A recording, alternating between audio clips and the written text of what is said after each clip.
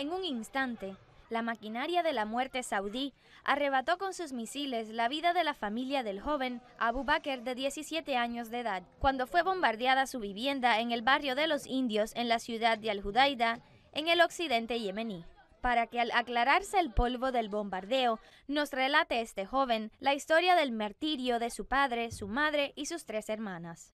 Fui a la farmacia para comprar medicina y de repente se produjo el bombardeo. Regresé para ver a mi familia, todos habían muerto. Los liquidaron, mi familia toda ha muerto, mi padre, mi madre y mis 3 hermanas. Cada rincón en el devastado barrio de los indios cuenta su historia. 31 personas, incluyendo mujeres y niños, murieron, y el número de heridos superó los 100. Los residentes del barrio intentan recoger lo poquito que queda y se encuentran obligados a desplazarse hacia lo desconocido sin familias ni refugio. Las familias ahora quedaron desplazadas y las casas destruidas. Los rastros del bombardeo aún se perciben en los callejones, en las calles y en los suburbios. Las autoridades locales hasta el momento han sido reacias en el desempeño de sus tareas. La gente murió, y los niños. ¿Quién responde por esto? ¿Con qué objeto murieron? Más de 15 viviendas en el barrio de los indios fueron destruidas. A los habitantes les embarga un sentimiento de tristeza y conmoción por la magnitud de la tragedia. Lo que aquí sucedió de crímenes cometidos por la coalición quedará en la memoria por siempre.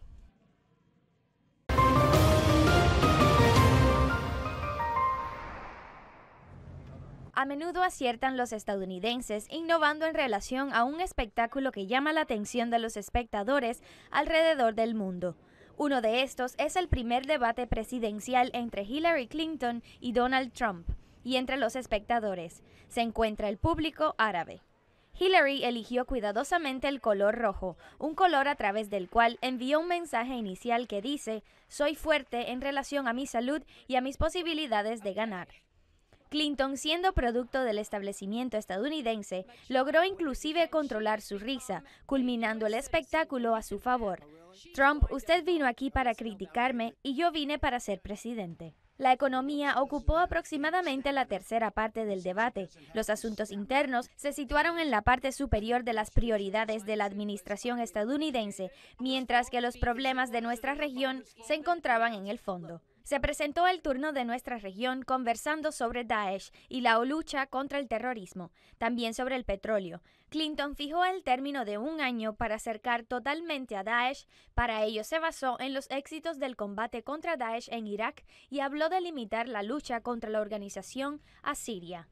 Si la exsecretaria de Estado llega a la Casa Blanca y ella es conocida por su respaldo a la exigencia de Turquía de establecer una zona de seguridad, esto significa que la crisis de Siria quedaría abierta de forma indefinida en cuanto a los Estados Unidos y su colaboración con las fuerzas turcas y kurdas, como ella misma lo dijo. Pero la respuesta se da de la boca del mismo Trump cuando le dice que si durante todos estos años no lograron eliminar a Daesh, ¿cómo van a ser capaces de hacerlo en 1 año? Tal vez la experimentada en debates presidenciales intenta seguir lo que fue iniciado originalmente por la Casa Blanca, y aquí hacemos referencia a la reciente ayuda de Estados Unidos, entregada al Frente al-Nusra, según reveló uno de sus líderes. Además del anuncio de la ayuda ofrecida por los países del Golfo a los grupos armados, o sea, los misiles tierra-aire, sin hablar de las recientes incursiones americanas contra el ejército sirio en Deir ez-Zor, los cuales Washington comentó diciendo que fueron por error. En realidad, la mentalidad de la administración estadounidense hacia la región es revelada por las palabras de Trump cuando dice: "Si hubiéramos obtenido el petróleo, Daesh no se hubiera formado". ¿Explicaría esto por qué continúan Daesh y sus filiales y por qué la demora occidental en eliminarlos, ya sea el petróleo, Daesh o Israel? Los demócratas y los republicanos pueden diferir en cuanto a los esquemas, pero una cosa es firme: no hay cambio dramático en el mapa estadounidense para la región.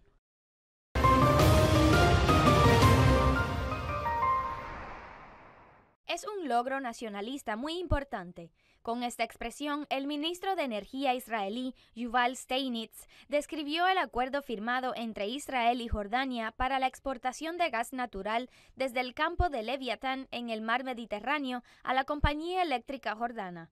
El ministro Steinitz percibió el acuerdo que prevé el suministro de Israel a Jordania de 45 millardos de metros cúbicos de gas natural por el lapso de 15 años, como una forma importante de fortalecer los vínculos y la cooperación estratégica entre Israel y Jordania, más bien con una región en conjunto, ya que el acuerdo, en su opinión, marca el inicio de un momento histórico en el que Israel se convierte por primera vez en exportador de energía y gas natural, siendo este el inicio que permitirá suscribir más acuerdos con otros países.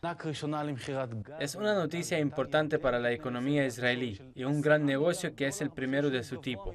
En cuanto a la compra de gas del yacimiento de Leviatán, Jordania comprará a Israel gas por el valor de 10 millardos de dólares y a un precio mayor al que vamos a pagar nosotros.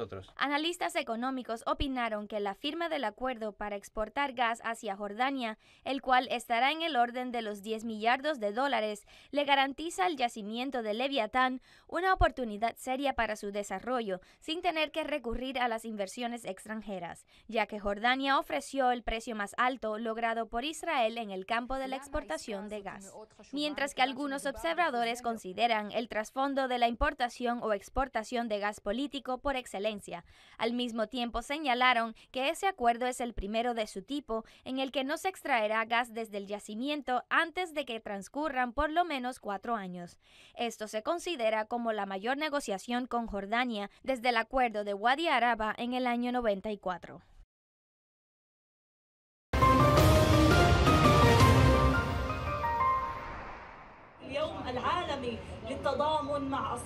No a la política de amordazar, encarcelar y asesinar. Es la consigna de los periodistas de Gaza en el Día Internacional de Solidaridad con los Periodistas Palestinos. Es un día en el que exponen a través de las imágenes y las palabras las violaciones más destacadas del ocupante contra sus colegas de profesión, algunos martirizados y otros que languidecen en las mazmorras. El hecho de no procesar a los asesinos de periodistas palestinos por parte de la dirigencia ocupante condujo a una arremetida del ejército ocupante israelí. Por eso hallamos que aumentan las persecuciones, mientras que las detenciones administrativas se incrementan, generalizando esa práctica. Hay 20 periodistas en las cárceles israelíes. Las persecuciones no se detienen y las fuerzas ocupantes disparan directamente. Hay que detener la política del doble rasero. Es una petición de los periodistas de Gaza a todos aquellos que apoyan la libertad de opinión y expresión en el mundo, garantizando que la solidaridad sea efectiva y no de palabra. En cuanto al ámbito árabe e internacional, no cuento mucho con ello, considerando que estas estructuras vuelven a producir sus propias herramientas, sea esto a través de los comunicados, las condenas o los informes de reproche a las prácticas de las fuerzas ocupantes. Con seguridad, el propósito de ese evento es dar a conocer y exponer la cara fea de la ocupación. Han transcurrido 20 años desde la declaración del Día de Solidaridad con el periodista palestino y desde entonces hasta el día de hoy, más de 40 periodistas han sido asesinados y cientos más han resultado heridos.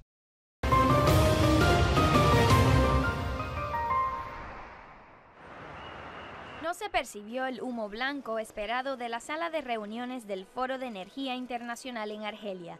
Los ahí reunidos no llegaron a un acuerdo sobre la fijación de la producción de petróleo. Las diferencias entre los miembros de la Organización de los Países Exportadores de Petróleo, además de los productores fuera de la organización, siguen siendo grandes y flotan a la superficie de los acontecimientos. Los criterios entre todos aún siguen distanciados.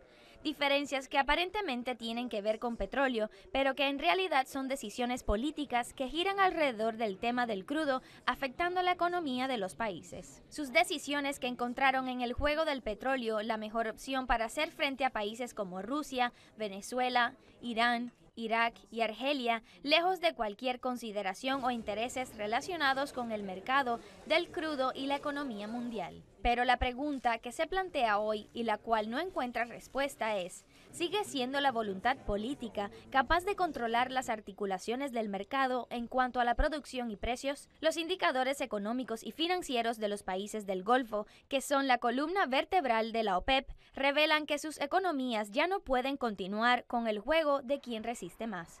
Los presupuestos de los países del Golfo encuentran serias dificultades en la financiación de proyectos, registran déficits que no habían experimentado antes, y el más importante es el déficit registrado en el presupuesto de Arabia Saudita este año, el cual asciende a 98 millardos de dólares, y esto solo les deja la amarga opción de optar por la austeridad en economías que solo dependen del petróleo como único recurso. Antes de realizarse el Foro de Energía, llamó la atención una declaración del ministro del Petróleo saudí, Khaled Al-Faleh, quien señaló que Arabia Saudita se encontraba dispuesta a limitar la producción de crudo a cambio de que Irán proceda a congelar su producción, dejándola en 3.800.000 barriles diarios. La respuesta iraní, a través de su ministro de Petróleo, Bijan Zanganeh, no se dejó esperar. Él expresó que su país ve remota la posibilidad de llegar a un acuerdo durante el encuentro de Argelia. Observadores señalaron que el mensaje había llegado. Como resultado de esto, Irán exclamó que su cuota justa de producción